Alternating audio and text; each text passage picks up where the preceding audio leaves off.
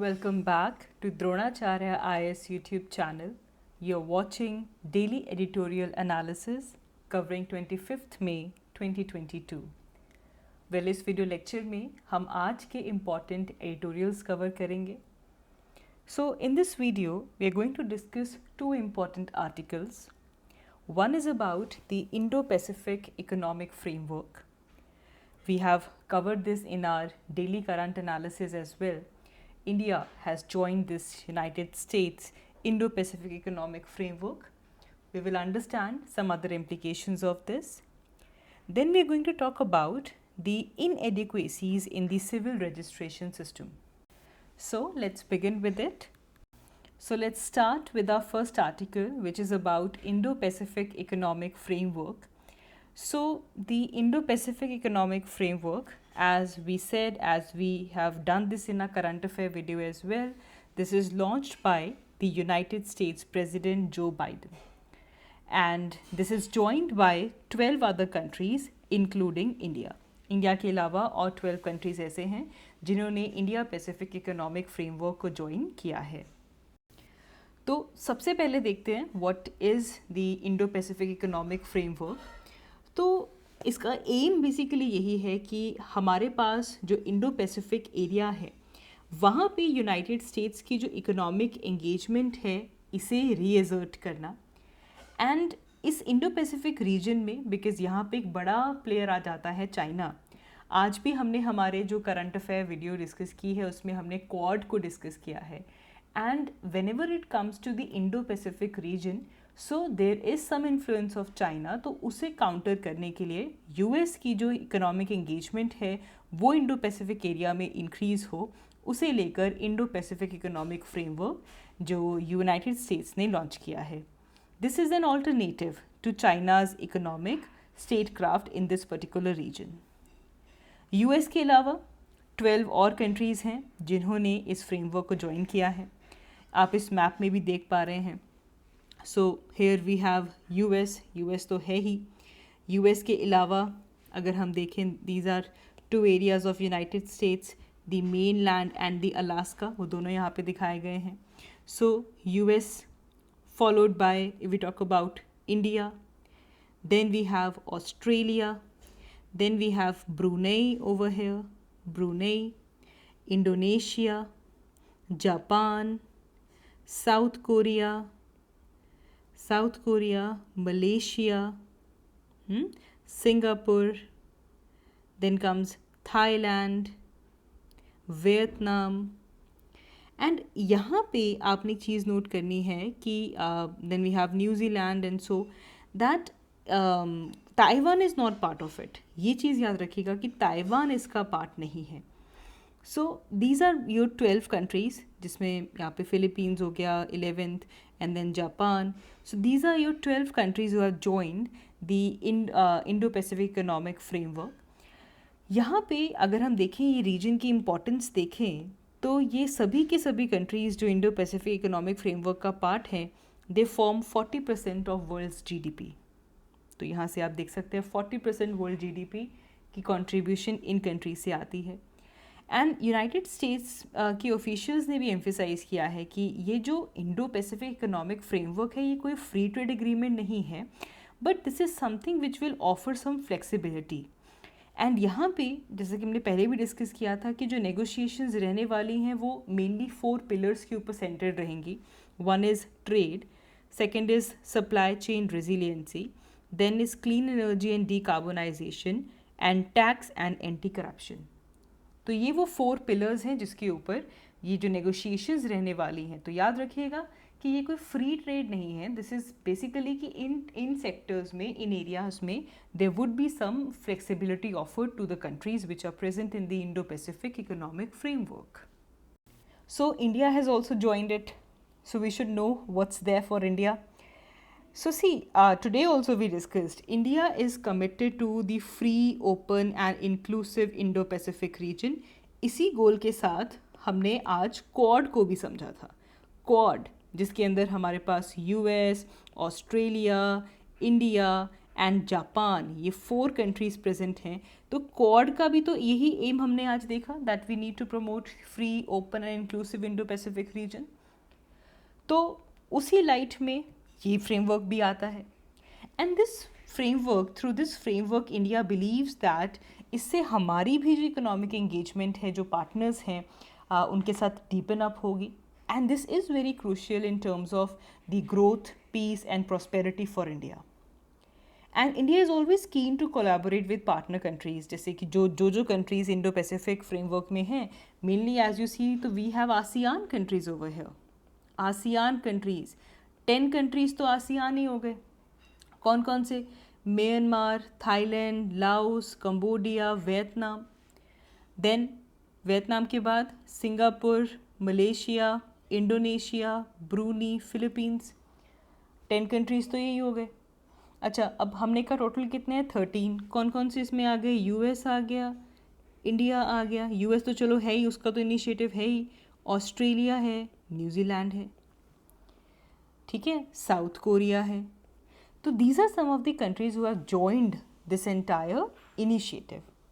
तो ASEAN countries के साथ तो वैसे भी हमारी जो एंगेजमेंट है उसे हम डीपन अप करने के लिए हमेशा प्रोएक्टिव रहते हैं, तो वो यहाँ पे होगा। इससे हमारी जो रीजनल इकोनॉमिक कनेक्टिविटी है वो इंक्रीज़ होगी, ट्रेड रिलेशंस बूस्ट अप होंगे, और इस पूरे रीजन में एज अ होल इन्वेस्टमेंट का जो फ्लो है वो इंक्रीज़ होगा।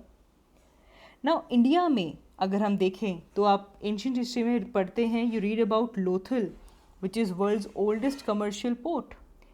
तो हमेशा से ही लोथल के द्वारा इंडो पैसिफिक रीजन में ट्रेड हुआ करता था। It was major centre in terms of trade flow.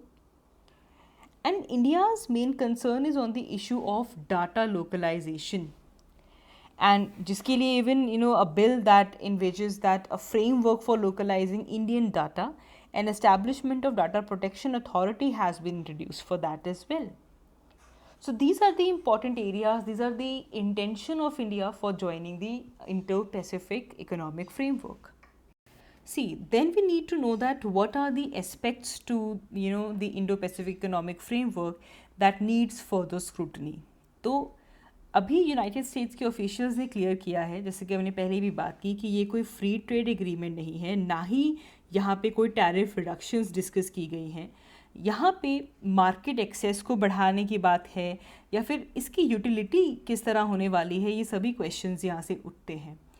तो it basically depends upon how inclusive the processes, and there should be more clarity on this framework. ये जो 4 पिलर्स हैं ये अपने आप में क्वेश्चन रेज करते हैं, that is there enough common ground for all the countries to set standards together.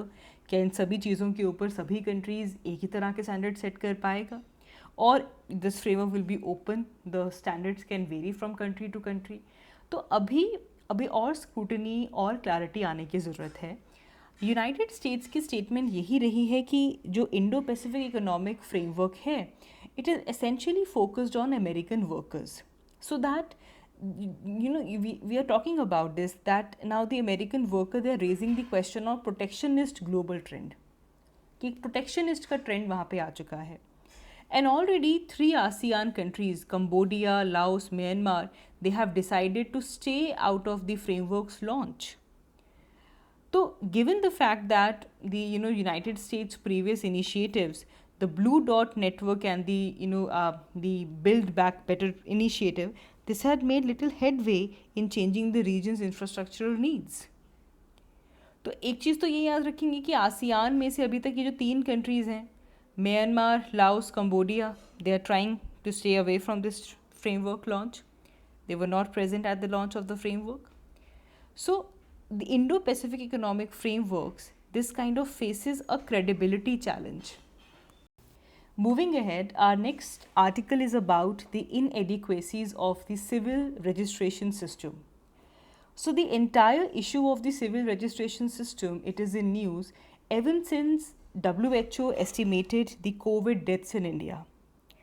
And there are several state health ministers also who have asserted that India has a robust, legal and transparent system for data collection, and especially for COVID mortality surveillance. तो ये issue काफ़ी देर से news में है। WHO ने जो number estimate किया है for Covid deaths in India, that is huge, India ने जो एस्टिमेट किया है वो कंपैरेटिवली कम है। इंडिया की एस्टिमेशन सिविल रजिस्ट्रेशन सिस्टम के ऊपर बेस्ड है। And there are statements coming that our system is very robust, it is legal, it is transparent. तो इस आर्टिकल में बेसिकली फोकस किया जाएगा कि सबसे पहले हम समझेंगे कि सिविल रजिस्ट्रेशन सिस्टम है क्या, and then we will focus more on the inadequacies of it. So if we look back towards the history of civil registration system, so it basically date backs to 1886, जब central birth death marriage registration act आया था. 1886 में Britishers के time पे central births deaths and marriages registration act आता है. And जब ये एक्ट आया था तो उस टाइम पे ये एक वॉलंटरी रजिस्ट्रेशन थी. तो वॉलंटरी बेसिस पे बर्थ रजिस्टर करवाना, डेथ रजिस्टर करवाना, मैरिज रजिस्टर करवाना, ये 1886 में शुरू हुआ. बट देन 1969 में registration of births and death act आता है, जो कि 1969 में इनैक्ट होता है. And this act basically aim towards promoting the uniformity and the comparability in the registration of birth and death across the country. Countrywide एक uniform system हो जिसके थ्रू जो बर्थ और डेथ है उसे रजिस्टर किया जा सके, ताकि आगे चल के उसको कंपेयर कर सकें. और it's good to have a uniform system all across the country. तो 1969 में पहली बार यूनिफॉर्मिटी आती है in terms of registration of births and death act. Now इस एक्ट की इनैक्टमेंट के बाद जो रजिस्ट्रेशन बर्थ डेथ जो होता है, it was still became mandatory in India. Then comes the role of the registrar general India. So the registrar general India at the central government level coordinates and unifies the activities of registration throughout the country. तो अलग अलग states में जो भी datas आए हैं उनको किस तरह कोऑर्डिनेट करना है, यूनिफाई करना है, that it was under the registrar general of India. And the implementation of the statute was also vested in the state government, क्योंकि एक्चुअल लेवल पे तो स्टेट गवर्नमेंट काम कर रही है. तो स्टेट गवर्नमेंट डाटा कलेक्ट कर रही है, वो कलेक्शन होने के बाद कहाँ जा रहा है, रजिस्ट्रार जनरल के पास जा रहा है. So the implementation of this entire act, this entire statute is vested with the state governments. So now if we analyze the actual level of registration, see, so the number of birth and death registered in a year, including those of earlier years and some birth and death which were registered only in the following years. So to register birth or death reported after a year of its occurrence requires the order of a first class magistrate. तो एक साल के बाद जब register करवाना होता है तो उसमें फ़र्स्ट क्लास मजिस्ट्रेट की रिक्वायरमेंट होती है, उनके ऑर्डर चाहिए होते हैं after verifying the facts about the birth और डेथ. कुछ स्टेट्स में ये जो फंक्शन है ये एसडीएम्स को दिया जाता है, सब डिविजनल मजिस्ट्रेट को. So based on the comparison with the vital rates which are obtained from the sample registration system, जो स्टेट से हमारे पास रेट्स आते हैं, then the registrar general of India estimate that the country registered around 92.7% of birth and 87.8% of death in 2019. Now इसके corresponding figures 2020 के available नहीं है, 2019 के ये figure है. तो state से हमारे पास जो sample registration system आया उससे estimate किया किसने, रजिस्ट्रार जनरल ऑफ इंडिया ने. एंड इंडिया में बर्थ जो रहा है दैट इज़ ऑफ 92.7% और डेथ्स जो आई हैं that is 87.8%. So now if we talk about, see this article is mainly focusing on the impact of COVID-19 on this registration. तो COVID-19 ने जो हमारा ये सेंट्रल रजिस्ट्रेशन सिस्टम है इसकी एफिशिएंसी को कहीं ना कहीं अफेक्ट किया है. The registrars, they could not work during the lockdown in many areas. People were not able to travel to registrar's office कि वो जो birth, जो death हुई है उसे रिपोर्ट करवा सके within the prescribed time. और in case अगर एक महीने से ज़्यादा हो जाता है, 30 days से ज़्यादा हो जाता है, तो उसके बाद प्रोसीजर चेंज हो जाता है. Then you need an affidavit from the magistrate office, SDM से आपको एफिडेविट लेकर आना पड़ेगा. This order is required under section 13 of the RBD Act. So this process becomes difficult. तो लॉकडाउन के दौरान एक तो रजिस्ट्रार्स काम पे नहीं थे, लोग नहीं जा पा रहे थे एंड 30 डेज़ निकल गए एंड प्रोसीजर डिफ़िकल्ट हो गया। इसकी वजह से बहुत सारी स्टेट्स में इवन जो फंक्शनरीज हैं, those who handle the registration, they were deployed on कोविड-19 ड्यूटीज़। तो उनकी ड्यूटीज़ को डिवेट कर दिया गया and they were not even available to register the events. So the impact of this would not have been uniform across country. कुछ areas में लॉकडाउन ज़्यादा देर तक रहा, ट्रैवल रेस्ट्रिक्शंस कहीं पे थी, कहीं पे नहीं थी, कहीं पे रिलैक्स थी, तो एक uniform impact all over country देखने के लिए नहीं मिला। So it is likely that a reasonable number of death among women and children may not get registered because the family may not require the death certificate for settling the inheritance or insurance claims. ये समझना होगा हमें यहाँ पे।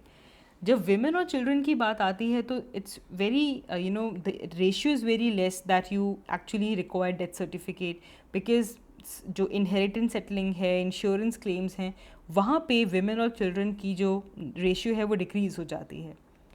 तो therefore जो number of death registration है वो डिक्रीज़ डेफिनेटली हुआ होगा। Only about 20% of the death have medically certified cause of death. तो जो medically certified cause of death है, जो कि WHO स्टैंडर्ड के हिसाब से आती है, तो 20% सिर्फ ऐसी डेथ्स थी। सो जो बाकी के केसेस हैं, उन केसेस में जो अटेंडिंग मेडिकल प्रैक्टिशनर है उनको प्रोवाइड करना होता है in case of death in the medical facility और by the person reporting the death in the domiciliary deaths.